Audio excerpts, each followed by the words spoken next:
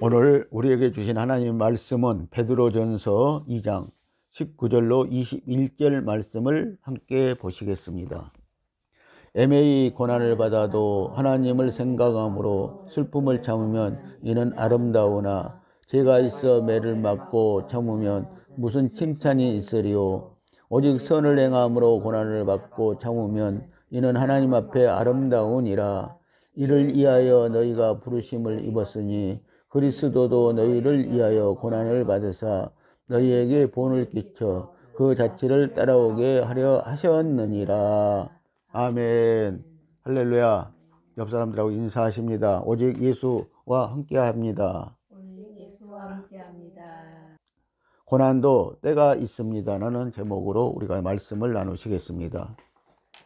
신앙이란 무엇입니까? 하나님께서 우리에게 요구하시는 것이 무엇인지를 알아 순종하는 것입니다. 어느 것이 옳고 무엇을 해야 하는지는 하나님이 정하시는 것이지 하나님의 일을 한다고 자기들이 다 정해서 주여 하고 있는데 이것은 신앙이 아니고 종교입니다. 하나님께서 기뻐하시는 것은 오직 하나님의 뜻대로 사는 것뿐입니다. 갈라디아서 2장 20절 말씀을 함께 보시겠습니다. 내가 그리스도와 함께 십자가에 못 박혔나니 그런즉 이제는 내가 산 것이 아니요 오직 내 안에 그리스도께서 사신 것이라. 아멘. 우리 예수 믿는 사람들이 십자가와 함께 그리스도와 함께 우리가 십자가에 못 박혔다고 말씀하고 있습니다. 우리는 이미 십자가에서 예수와 함께 죽은 사람들입니다. 그리고 예수와 함께 또 산 사람들이 되었습니다. 그러므로 예수가 내 안에 있으므로 우리는 예수와 함께 사는 사람들인 줄 믿으시기를 바랍니다. 주님의 뜻대로 살다가 당하는 고난은 우리에게 소망을 가져다 줍니다. 고난은 불순종하고 살다가 당하는 어려움이 아니고 하나님의 뜻대로 살기 위해서 고난을 당하는 것입니다. 말씀을 따르고 순종하다 보면은 어려움을 당하는 일이 있는데 이것이 고난입니다. 자기 마음대로 하거나 또 불순종해서 당하는 것은 자기 고생이지 고난이 아닙니다. 오늘 본문 말씀처럼 부당하게, 애매하게, 억울하게 고난을 받기도 합니다. 우리는 이 세상을 사는 것 자체가 고난입니다. 예수 믿으니 불편한 것이 한두 가지가 아닙니다. 꼬박꼬박 예배 드리고 헌금하고 예수 믿으니 마음대로 행동하는 것도 어렵고 술, 담배도 자제해야 하고 사업을 하더라도 하나님이 싫어하는 것은 하지 말아야 되고 믿지 않는 형제들로부터 유별나게 예수 믿는다고 핍박을 또 받아야 하는 것입니다. 바로 이것이 고난인 것입니다. 예수 믿기 때문에 당하는 고난일 수도 있는 것입니다. 종려주일에 예수님이 예루살렘 성에 입성하니까 이스라엘 백성들이 이제 자기들 세상인 줄 알고 메시아 왕국이 오는 것으로 알고 기뻐 뛰며 종려나무가지를 꺾어 길에 깔고 흔들며 호산나 호산나를 외쳤지만 그들이 잘못한 것입니다. 예수님은 오히려 성전을 허물러 오셨습니다. 돌 위에 돌 하나도 남기지 않겠다고 하십니다. 누가복음 21장 5절로 6절 말씀을 함께 보시겠습니다. 어떤 사람들이 성전을 가리켜 그 미석과 헌물로 꾸민 것을 말하며 예수께서 가라사대 너희 보는 이것들이 날이 이르면 돌 하나도 돌 위에 남지 않고 다 무너뜨리우리라. 아멘. 자, 날이 이르면은 어느 때가 되면은 그 아름답고 금빛 찬란한 예루살렘 성이 무너질 것이다 라고 이렇게 말씀을 하고 있습니다. 아름다운 대리석으로 꾸미고 금으로 꾸민 그 예루살렘 성이 무너질 것이라고 말씀을 하고 있습니다. 그런데 돌 하나도 돌 위에 남지 않고 다 무너질 것이라고 말씀을 하고 있는데요. 그 예루살렘 그 벽돌에 금칠을 해가지고 이 성전을 만들었기 때문에 돌 하나도 돌 위에 남지 않고 무너지리라고 말씀하신 이유가 어디에 있냐면은 그 금을 모으려고요. 돌 하나하나를 다 이렇게 분리했다는 것입니다. 사람들이요. 그것을 금을 가져가려고요. 그래서 돌 위에 돌 하나도 남지 않고 다 무너뜨리우리라고 말씀을 하고 있습니다. 요한복음 2장 19절로 22절을 보면은 이 예루살렘 성전을 가리켜 예수님은 자기 몸이라고 성전된 자기 몸이라고 이렇게 말씀하셨습니다. 그런데 이 성전이 언젠가는 무너질 것이라고 말씀했습니다. 물질적인 성전은 무너지고 이제 십자가에 죽고 부활하신 예수가 성전이고 참된 성전이라고 말씀을 하시는 것입니다. 우리 성도들도 예수 믿는 것을 착각하면 안 됩니다. 우리가 불신자에게 전도하면서 예수 믿으면 참 좋다, 모든 문제가 해결됩니다, 염려 걱정이 없습니다, 사업도 잘 됩니다, 그러니 열심히 믿기만 하면은 하나님이 다 알아서 해줍니다, 병도 다 고쳐줍니다 라고 하는 것이 이스라엘 백성들이 종려나무 가지를 흔들며 호산나 호산나 하는 것과 같습니다. 그러나 예수 믿는 것은 그런 것이 아닙니다. 예수님이 오신 것은 우리에게 잘 먹고 잘 살게 해 주려고 오신 것이 아닙니다. 오히려 주님은 세상을 버리라고 합니다. 버려야 얻는다고 합니다. 그래서 두 벌 옷을 갖지 말라고 합니다. 오리를 가자고 하면은 십리까지 함께 가라고 합니다. 왼밤을 때리면은 오른밤을 대주라고 합니다. 참으로 어렵습니다. 예수 믿는 것이 이렇게 어려울 때가 있습니다. 또 심령이 가난한 자가 천국을 소유한다고 합니다. 버려야 한다고 합니다. 버릴 것이 무엇이 있다고 버리라고 하느냐고 하실지 모르겠지만 세상에서 잘 먹고 잘 살려고 하는 것이 마음을 빼앗기는 것이고, 그러면 주님을 의지하지 않게 되므로 마음을 빼앗기는 것이고, 그러면 예수님이 필요가 없게 되는 것이기 때문입니다. 그것을 모르면 예수님이 받을 고난이 의미가 없어지는 것입니다. 마태복음 3장 11절로 12절 말씀을 함께 보시겠습니다. 나는 너희로 회개케 하기 위하여 물로 세례를 주거니와 내 뒤에 오시는 이는 나보다 능력이 많으시니 나는 그의 신을 들기도 감당치 못하겠노라. 그는 성령과 불로 너희에게 세례를 주실 것이요 손에 키를 들고 자기의 타작마당을 정하게 하사 알곡은 모아 곳간에 들이고 죽정이는 꺼지지 않는 불에 태우시리라. 아멘. 예수님이 초림 때 이 땅에 오시면은요, 우리에게 뭘 준다? 성령 세례를 준다. 이 세례 요한은 그의 신들기도 감당치 못하다고 이렇게 말씀하고 있습니다. 그래서 그는 우리에게 성령과 불로 세례를 줄 것이라고 말씀하고 있습니다. 그리고 또 재림 시기에 때는요, 손에 키를 들고 자기의 타작마당을 정하게 하고 알곡 모아서 곳간에 들이고 죽정이는 다 불에 살라 버릴 것이라고 이렇게 말씀을 하시고 있습니다. 11절에서 예수님이 온 것은 이스라엘 백성들이 생각하는 것처럼 왕이 되기 위해서 오시는 것이 아니고 성령 세례를 주기 위해서 오신 것이라고 세례 요한은 말합니다. 성령 세례를 주려면 십자가에서 죽어야 하는 것입니다. 왕으로 오신 줄 알았는데 예수는 죽으러 오셨다는 것입니다. 그래서 우리에게 성령을 실어 주어서 그 성령으로 계명을 지키고 하나님의 경륜을 이루어 드리기 위해서 오신 것입니다. 그리고 그것을 이루었는가, 못 이루었는가, 다시 말하면은 성령으로 인도받아 계명을 지켰느냐 못 지켰느냐를 심판하러 오시는 것이 바로 12절의 재림의 말씀인 것입니다. 타작마당을 정하고 알곡을 추수하러 오시는 것입니다. 초림 때와는 완전히 다르게 강한 자로 오시는 것입니다.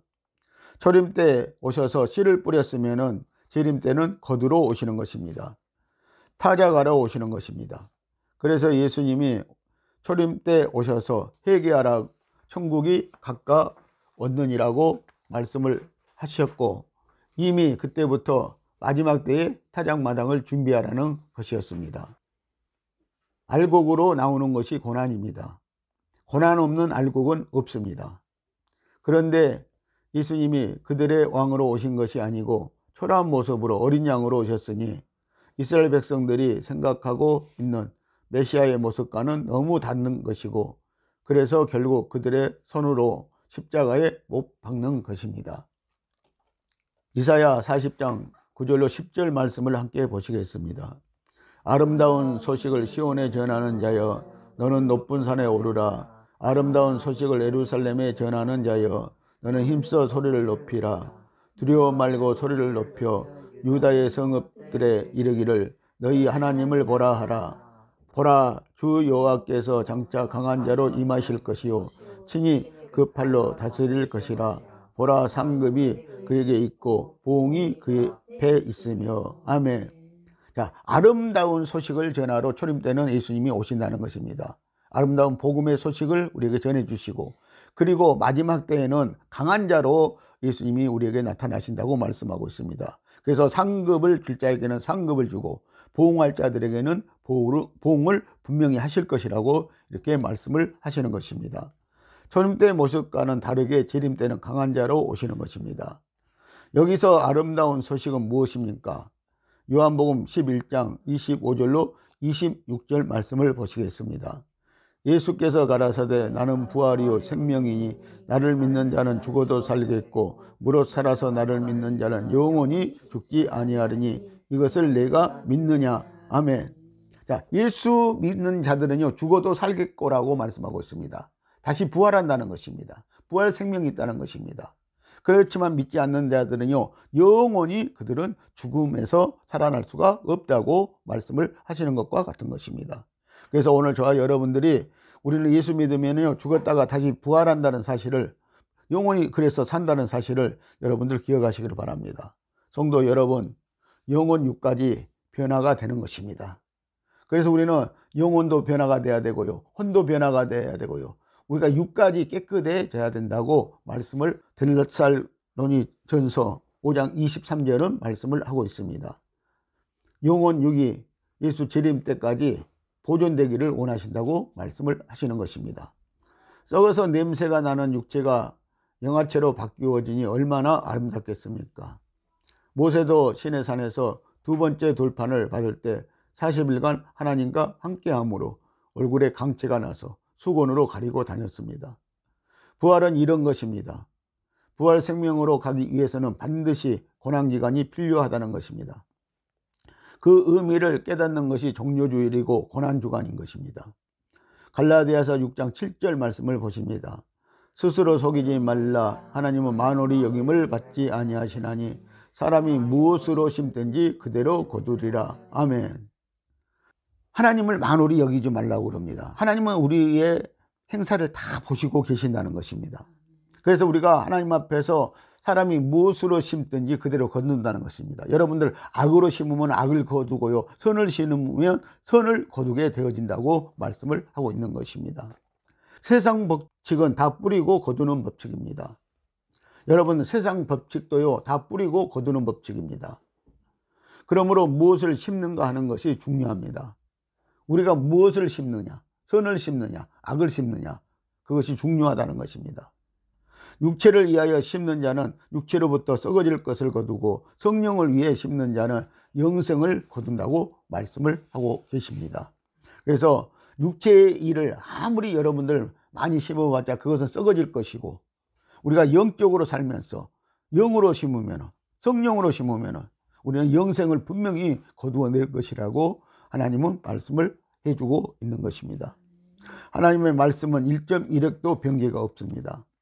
성령으로 살려면 세상적인 것은 다 내려놓아야 합니다.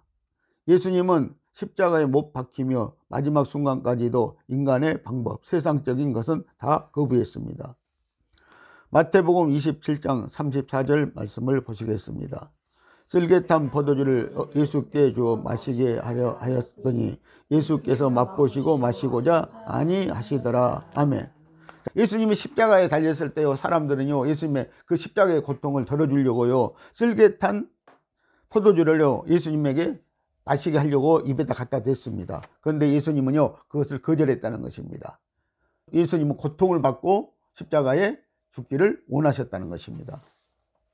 쓸개탄 포도주 몰약을 마시고 물인 줄 알고 예수님이 맛보신 것인데 몰약이므로 안 마신 것입니다. 고통을 덜어주려고 했던 것인데 인간의 방법을 예수님은 철저히 거부하신 것입니다. 오직 하나님의 것으로만 하나님께 영광을 돌려드릴 수 있습니다.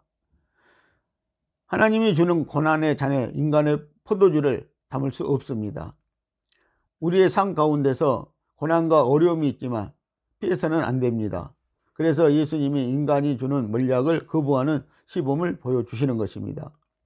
우리도 예수님처럼 십자가를 져야 합니다. 예수님이 진 십자가를 보고 얼마나 아프셨습니까? 라고 하는 것이 아닙니다. 그리고 고난주간 때 우는 것이 아닙니다. 우리에게도 각자의 십자가가 있습니다. 그 십자가를 피하거나 면하려고 하지 마십시오. 이 십자가는 인간의 십자가가 아니고 하나님의 십자가이므로 어려움을 당할 때 몰약을 먹지 않아야 십자가를 지는 것입니다. 고난을 받을 때가 그래서 있는 것입니다. 마태복음 27장 24절로 25절 말씀을 함께 보시겠습니다.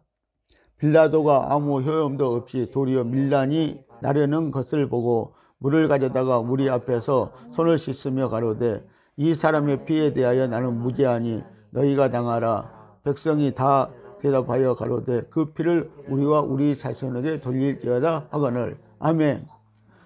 자, 이스라엘 백성들은 예수님을 잡아다가 로마 총독인 빌라도의 앞에 세웠습니다. 그리고 빌라도에게 재판을 해달라고 합니다. 그리고 예수님을 재판을 해달라고 하는데 십자가에 매달라고 합니다. 그런데 아무리 예수님에게 죄를 찾아봐도 십자가에 매달 만한 예수님은 죄가 없었습니다. 그래서 빌라도가요, 그 유대인들 앞에서 손을 씻으면서요, 자기는 이제 손을 씻힌다는 이 상징은 뭐냐면요, 죄가 없다는 것입니다. 자기는요.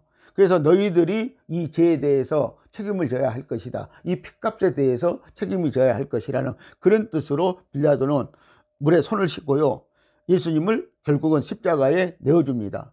그러나 빌라도는요, 우리가 신앙 고백을 할 때마다 빌라도의 이름이 나오지 않습니까? 빌라도의 가문의 이름이 지금까지도 2000년 후에도 계속되고 있다는 사실을 여러분들 기억하시길 바랍니다. 유대인들이 예수님을 십자가에 못 박으면서 그들은 그 죄를 우리와 우리 자손에게 돌리라고 했습니다. 이 말로 인하여서 유대인들이 세계 2차 전쟁 때 독일의 히틀러에 의해서 600만 명이 가스실에서 죽게 됩니다. 하나님은 행한 대로 갚아주시는 것입니다. 하나님은 만홀히 여김을 받지 않으십니다. 하나님은 반드시 약속을 지키십니다. 구약의 말씀을 보시겠습니다. 신명기 28장 52절로 53절 말씀을 함께 보십니다. 그들이 전국에서 네 모든 성읍을 에워싸고 네가 의뢰하는 바 높고 견고한 성벽을 다 헐며 내 하나님 여호와께서 네게 주시는 땅의 모든 성읍에서 너를 에워싸리니 네가 대적에게 에워싸이고 맹렬히 쳐서 곤란하게 당함으로 내 하나님 여호와께서 네게 주신 자녀 곧 네 몸의 소생의 고기를 먹을 것이라. 아멘.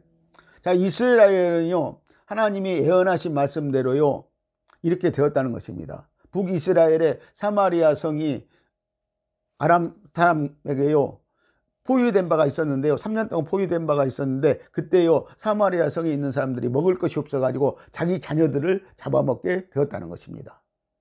이런 일이 이스라엘 백성들에게는 있었다는 사실을 우리에게 역사적으로 보여주고 있습니다. 그것이 실질적으로 보여준 사건들이었습니다. 그리고 이스라엘 백성들이 예수의 피를 자기와 자기 자손들에게 돌리라는 이 한마디가요, 이스라엘 백성들이 고난을 당했다는 것입니다. 히틀러에 의해서 가스에서 600만 명이, 그리고 또 다른 것들로 인해서 그 이상의 사람들이, 유대인들이 고통을 당했다는 것입니다. 오늘 여러분들, 그래서 우리는 말에 조심성이 있어야 됩니다. 우리 후손에까지 돌리라고 말하면은 분명히 그 후손에게 그 죄는 덮어 씌워진다는 사실을 여러분들 우리가 알아야 되는 것입니다. 서기 70년에 디도 장군이 토성을 싸움으로 굶어 죽고 자식들을 잡아먹는 것을 예언한 것입니다. 그대로 이루어졌습니다. 이때 110만 명이 사망했고요, 9만 7천 명이 노예로 잡혀가고 말았습니다. 그리고 통곡의 벽이 생겼습니다. 지금까지 그 통곡의 벽에서 이스라엘은 해방시켜달라고, 온전히 해방시켜달라고 기도하고 있지 않습니까? 살아난 사람들은요, 손들고 나와서 노예로 팔려가는데 사람들은 나왔습니다. 근데 노예로 팔려가지 못하는 사람들은 굶어 죽어야 했습니다. 신명기 28장 68절 말씀을 보시겠습니다. 여호와께서 너를 배에 실으시고 전에 네게 고하여 이르기를 내가 다시는 그 길을 보지 아니하리라 하시던 그 길로 너를 애굽으로 끌어가실 것이라. 거기서 너희가 너희 몸을 대적에게 노비로 팔려하나 너희를 살 자가 없으리라. 아멘. 노비로 포로로 끌려가는데요, 살 자가 없다는 거예요.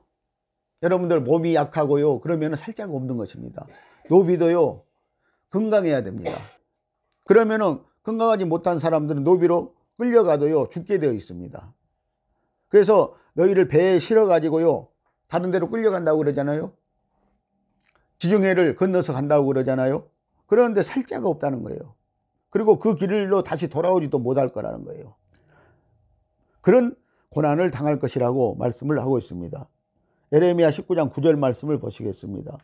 그들이 그 대적과 그들의 생명을 찾는 자들에게 둘러싸여 곰핍을 당할 때에 내가 그들로 그 아들의 고기, 딸의 고기를 먹게 하고 또 각기 친구의 고기를 먹게 하리라 하셨다 하고. 아멘. 자, 이 말씀 보세요. 자, 얼마나 고난이 심한가요? 고통이 심한가요? 먹을 것이 없습니다. 그러니까 짐승 다 잡아먹고 없어요. 그러니까 이제는 자기 자식들을 잡아먹는 거예요. 또 자기 자식들을 잡아먹고 나니까 또 잡아먹을 것이 없어요. 그러니까는 자기 친구들을 잡아먹는 거예요. 여러분들 이런 일이 일어날 것이라고, 이스라엘 백성들이 이런 고통을 당할 것이라고 예언을 했던 것입니다. 오늘 이런 고난이 아닐지라도 우리에게도 고난이 있습니다. 예수 믿으면 우리에게도 고난이 있는 것입니다. 여러분들 고난 후에 소망이 있는 것이고요, 고난 후에 우리에게 기쁨이 있는 것입니다. 고난 없는 부활은 절대 없는 것입니다. 노예로 팔려가지 않으면 굶어 죽기 때문에 오히려 노예로 팔려가는 것이 더 행복이 될 정도였습니다. 유대인들이 예수의 피를 우리와 우리 자손에게 돌리라고 한 지 약 40년 만에 그대로 이루어진 것입니다. 그러니까 예수님이 땅에 오셔서 33년 동안 사역을 하셨잖아요. 그리고 예수님이 십자가에 죽고 부활 승천했어요. 그러고 나서 40년, 서기 70년이 되니까 로마 디토 장군이 군대를 끌고 와가지고 이스라엘 점령하고요, 이스라엘 성을 점령하고요, 예루살렘 점령하고요. 그리고 3년 동안 그 성에서 못 나오게 한 거예요. 그리고 3년 동안 토성을 싸가지고 그 성을 점령하려고 했던 거예요. 그러고 나니까는 그 성 안에서 살던 사람들은 아무것도 먹을 것이 없어져 버린 거예요. 물도 없지요. 다 막아버리니까요. 그러니까 그들은 그런 고난을 당했다고 말씀을 하고 있습니다. 그래서 오히려요, 나중에 노예로 잡혀가지고 팔려가는 사람들이 오히려 더 행복할 정도로 그런 행복을 누렸다고 이렇게 말씀을 하는 것입니다. 그리고 이스라엘은 세계 91개 국가의 노예로 팔려가고 디아스포라로 서기 70년부터 1947년까지 떠돌아 다니다가 1948년 5월 14일에 독립을 합니다. 이 일을 신약에서는 어떻게 기록하고 있는지 보시겠습니다. 누가복음 21장 20절로 24절 말씀을 보십니다. 너희가 예루살렘이 군대들에게 에워싸이는 것을 보거든 그 멸망이 가까운 줄을 알라. 그때 유대에 있는 자들은 산으로 도망할지며 성내에 있는 자들은 나갈지며 촌에 있는 자들은 그리로 들어가지 말지어다. 이날들은 기록된 모든 것을 이루는 형벌의 날이라. 그 날에는 아이 벤 자들과 젖먹이는 자들에게 하가 있으리니 이는 땅에 큰 환난과 이 백성의 진노가 있겠음이로다. 아멘. 여러분들 이 말씀은요, 앞으로 또 이루어질 말씀을 우리에게 주고 있는 것입니다. 그래서 아이 벤 자들과 젖먹이는 자들에게 분명히 하가 있으리라. 여러분들 전쟁 때는요, 아이 벤 여자 그리고 아이들에게 분명히 하가 더 클 것이라고 말씀을 하고 있어요. 아이 벤 자들은 도망가지 못하지, 몸이 무거우니까 어떻게 도망갑니까? 그리고 그 자녀들에게 분명히 더 하가 크게 있을 것이라 라고 말씀하고 있습니다. 여러분들 우리에게 이와 같은 형벌의 날이요, 마지막 때가 되면은요, 예루살렘이 또 군대들로 둘러싸이고요, 그리고 이런 날이 또 오게 될 것이라고 말씀을 하고 있습니다. 저희가 칼날에 죽임을 당하며 모든 이방에 잡혀가겠고 예루살렘은 이방인의 때가 차기까지 이방인들에게 밟히리라고 말씀을 하고 있습니다. 여러분들 예루살렘 성이 지금까지 이방인들에게 짓밟히고 있습니다. 그래서 지금 예루살렘 성은 이스라엘 땅이 아닙니다. 헤게도의 땅이 되어 있습니다.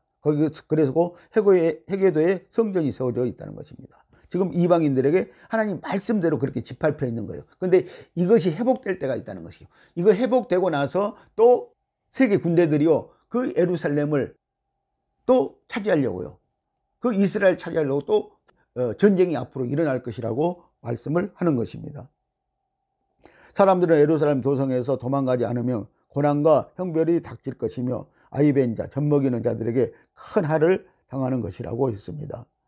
로마서 8장 17절 말씀을 보십니다. 자녀임은 또한 후사 곧 하나님의 후사요 그리스도와 함께한 후사니 우리가 그와 함께 영광을 받기 위하여 고난도 함께 받아야 될 것이니라. 아멘. 우리가 예수 믿으면 영광을 받을 것입니다. 부활의 영광을 받을 것입니다. 여러분들 상급을 받고 영광을 받을 것입니다. 그러면은요, 우리가 예수님과 함께 그 영광을 받기 위해서는요, 함께 고난도 받아야 된다는 거예요. 그런데 예수 믿는 사람들이 고난 받기를 싫어하는 거예요. 고난의 말만 나와도 딱 질색하는 거예요. 이것은 여러분들 우리가 예수 믿는 사람들로서 도리가 아닌 거예요. 자, 예수님도 고난을 받았잖아요. 누구 때문에 고난을 받았습니까? 우리의 죄 때문에, 우리 때문에. 고난받고 십자가에 죽으셨습니다. 채찍질을 맞으셨습니다. 피를 흘리셨습니다. 그러는데 우리는요, 예수님 믿고 우리가 영광을 받기 위해서는 우리도 고난을 예수님과 함께 받아야만이 그 영광을 받을 것이라고 말씀을 하고 있잖아요. 그 행복한 일이 있을 것이라고 말씀을 하고 있잖아요. 그런데 우리는 이걸 싫어한다는 거예요. 고난받기를 싫어한다는 거예요. 우리도 영광을 받기 위해서 예수님과 함께 고난을 받아야 하는 것입니다. 로마서 5장 3, 4절 말씀을 보십니다. 다만 이뿐 아니라 우리가 환난 중에 즐거워하나니 이는 환난은 인내를, 인내는 연단은, 연단은 소망을 이루는 줄 아미로다. 아멘. 사랑하는 성도 여러분, 우리에게도 고난의 때가 있습니다. 고난 없는 삶은 없으며 고난 없는 소망도 없습니다. 고난 후에 부활 생명도 있습니다. 기도하시겠습니다.